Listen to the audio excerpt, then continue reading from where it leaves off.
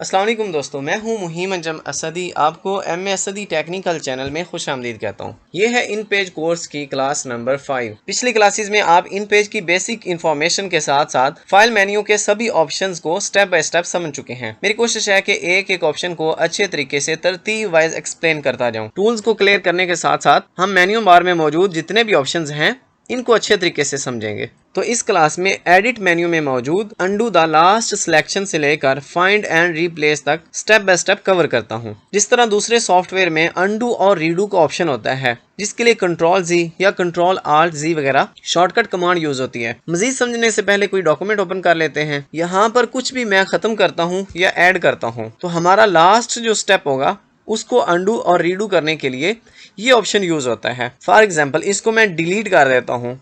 जैसे मैंने delete button press किया या सिलेक्ट करने के बाद मैं बैक स्पेस बटन प्रेस करता हूं तो ये डिलीट हो जाता है। अब मुझे ख्याल आता है कि नहीं, ये पैराग्राफ तो मुझे चाहिए था, तो मैं सिंपली कंट्रोल जी प्रेस करूंगा तो ये देखें ये अनडू हो चुका है। लेकिन अब मैं कहता हूं कि नहीं, डिलीट ही करना था, तो अब डिलीट प्रेस करने की बजाय अब कंट्रोल जी भी करते हैं तो यानी लास्ट सिलेक्शन को अनडू और रीडू करता है। ये कोई इतना मुश्किल ऑप्शन नहीं है जिस पर मैं ज्यादा वक्त सर्व करूं।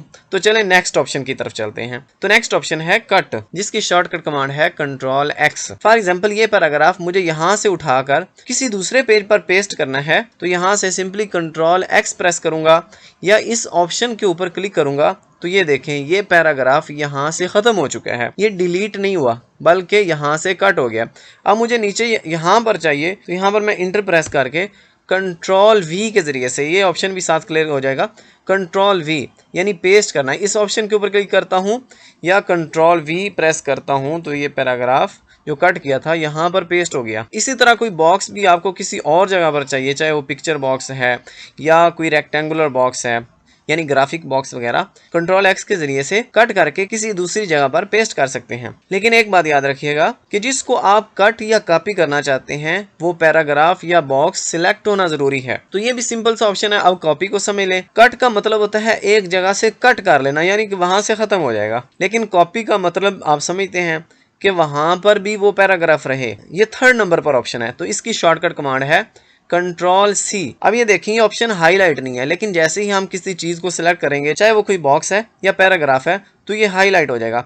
फॉर एग्जांपल इसको मैं इस तरह से सिलेक्ट कर लेता हूँ। अच्छा, सिलेक्ट करने के तरीकाकार शायद मैंने पिछली वीडियोस में कवर किए हैं, एक दफ़ा और बता देता हूँ कि यहाँ पर आपने अपने माउस के लेफ्ट बटन के जरिए से प्रेस करना है, यानी वन टाइम प्रेस करना है और उसको छोड़ना नहीं।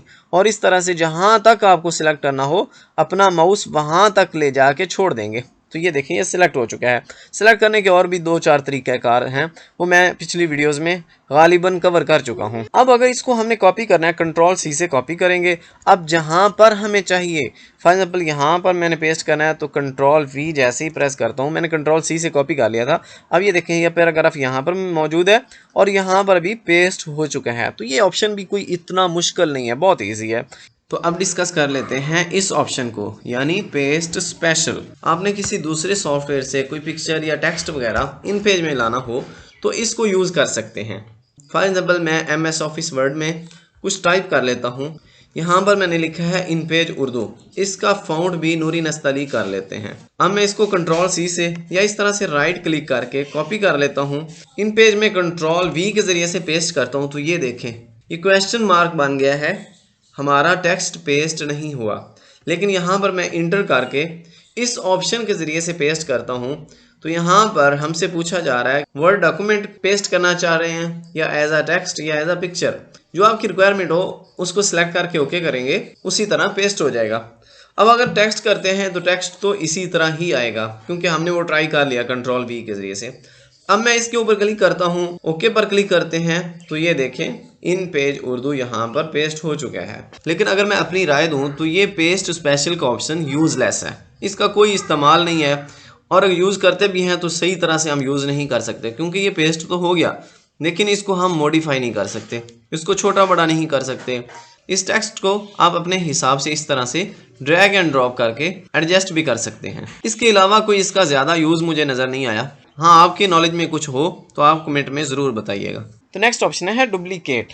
इसको समझने के लिए हम एक नया डॉक्यूमेंट ओपन कर लेते हैं। ये ऑप्शन टेक्स्ट की एडिटिंग या टेक्स्ट को डुप्लीकेट करने के लिए यूज नहीं होता। मैंने इस टेक्स्ट को सिलेक्ट कर लिया, इसके बावजूद भी ये ऑप्शन हाईलाइट नहीं हुआ। इसका मतलब ये है लाइन या टेक्स्ट बॉक्स या कोई भी ऐसा बॉक्स है जिसको आप डुप्लीकेट करना चाहते हैं।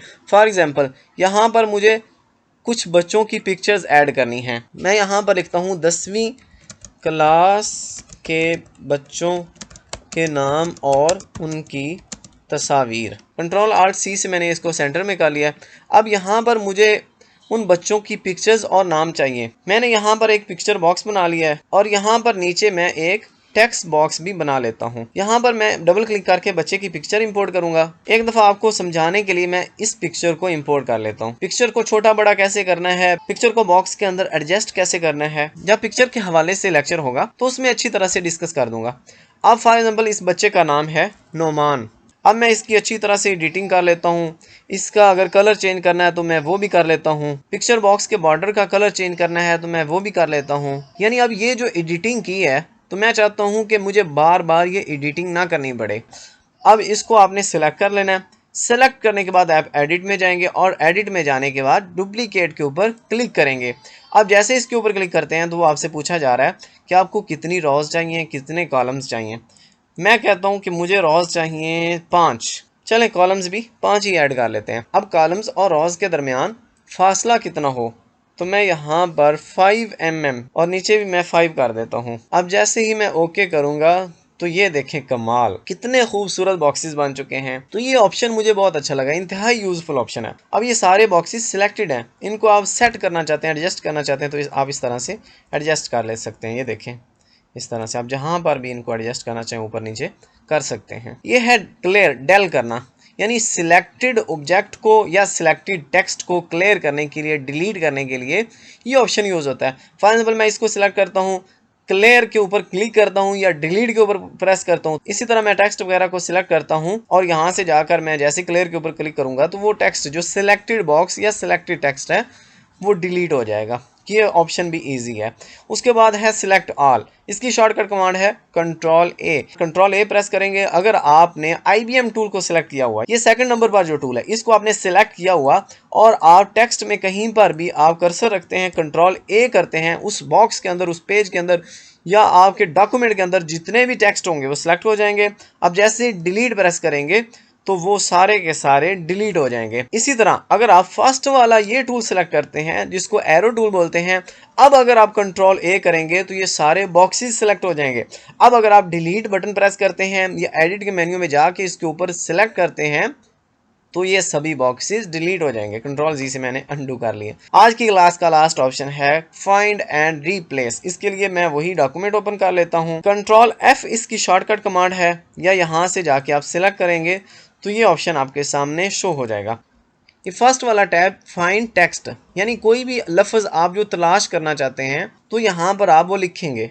यानी कोई भी ऐसा पैराग्राफ जो आपके डॉक्यूमेंट में मौजूद है लेकिन आपके माइंड में नहीं आ रहा वो किस पेज पर है, तो आप उस पैराग्राफ में से कोई भी हरफ यहाँ पर दर्ज करेंगे। फॉर एग्जाम्पल यहाँ पर मैं लिखता हूँ फैसला, यहाँ पर मैंने फैसला लिखा है। आप फाइंड नेक्स्ट करूँगा तो ये जहाँ जहाँ पर फैसला लफ्ज होगा वो फाइंड करता जा रहा है। अब 2 जगह पर था, उसने सेलेक्ट करके दिखाया और उसके बाद उसने कहा कि the search text is not found, कि मजीद ये इस डॉक्यूमेंट में मौजूद नहीं है। अब इस लफ्ज फैसला को मैं किसी और लफ्ज से चेंज करना चाहता हूँ। यहाँ पर मैं लिख देता हूँ चलें इरादा, तो ये ऑप्शन है replace with, replace and find, यानी तलाश करे और उसको रिप्लेस कर दे। तो ये ऑप्शन यूज होगा रिप्लेस ऑल, यानी आपके डॉक्यूमेंट में जितनी बार भी लफ्ज फैसला है वो इरादा से चेंज हो जाए तो रिप्लेस ऑल करेंगे तो वो हर जगह से चेंज हो जाएगा। इन 3 ऑप्शंस को भी समझ लें। फ्रॉम बिगिनिंग यानी स्टार्ट से, आपका कर्सर अब यहाँ पर मौजूद है, आप रिप्लेस एंड फाइंड करते हैं तो यहाँ से स्टार्ट कर देगा। लेकिन अगर आप चाहते हैं कि नहीं पहले पेज के पहले हरफ से स्टार्ट करें तो आप इसको सिलेक्ट करेंगे। मैच केस यानी एक हरफ पर भी आप काम करना चाहते हैं तो आप इसको सिलेक्ट करेंगे। फॉर एग्जाम्पल ये लफ्ज है पहले या इंतहाई, आप इसमें से कोई एक यानी नून ते या हे वगैरह ये भी चेंज करना चाहते हैं या फाइंड रिप्लेस करना चाहते हैं तो आप इसको सिलेक्ट कर लें। मैच वर्ड, आप इसको सिलेक्ट करेंगे तो ये पूरे लफ्ज़ को लिखना ज़रूरी है। यानी फॉर एग्जाम्पल अगर मैं यहाँ पर मीम लिखता हूँ या सिर्फ एक करैक्टर लिखता हूँ तो ये फाइंड रिप्लेस वगैरह का काम नहीं करेगा। चलें हम फ्रॉम बिगिनिंग करते हैं और मैच वर्ड के ऊपर क्लिक करता हूँ रिप्लेस एंड फाइंड के ऊपर क्लिक करता हूँ तो ये देखें पहला इसने कर दिया, ये जो सिलेक्ट किया है ये सेकंड नंबर वाला है, फर्स्ट वाला हो चुका है। अब जैसे ही मैं रिप्लेस एंड फाइंड इसके ऊपर क्लिक करता हूँ तो ये दूसरा भी हो चुका है। आपने पहले भी देखा था कि दो जगह पर ये लफ्ज मौजूद है, ये वर्ड मौजूद है। अगर मुझे केस को यानी किसी करैक्टर को चेंज करना है, फॉर एग्जाम्पल यहाँ पर लफ्ज हम कोई देख लेते हैं, की लफ्ज है की। अब की को मैं का करना चाहता यानी ये को मैं अलिफ से चेंज करना चाहता हूँ, यहाँ पर सिर्फ ये लिखूंगा और यहाँ पर अलिफ लिखूंगा। फ्रॉम बिगिनिंग कर लेते हैं स्टार्ट से। अब जहाँ पर भी ये मौजूद है वो सब को अलिफ से चेंज कर देगा। अब जैसे ही मैं रिप्लेस आल करता हूँ तो ये देखें 4 पेज हैं और 894 मरतबा ये को उसने अलिफ से चेंज कर दिया है। अब यहाँ पर आपको कोई भी ये नजर नहीं आएगी। मैंने बहुत सारे यूट्यूबर्स को देखा है वो इन दो ऑप्शंस को छोड़ जाते हैं, पता नहीं उनको समझ नहीं आती या वक्त बचाने के लिए ऐसे करते हैं। मुझे उम्मीद है फाइंड एंड रिप्लेस वाले ऑप्शंस को आज आपने अच्छी तरह से समझ लिया होगा। एक एक ऑप्शन को मैंने समझा दिया है। वीडियो रिकॉर्ड करना, एडिट करना, अपलोड करना, इसके लिए बहुत मेहनत दरकार होती है, लेकिन अगर आप लाइक करते हैं, सब्सक्राइब करते हैं तो हौसला मजीद बढ़ता है। अगर आपको वीडियो अच्छी लगी है तो लाइक कर दें, चैनल को सब्सक्राइब कर दें। अब मिलते हैं नेक्स्ट वीडियो में, तब तक के लिए अल्लाह निगहबान।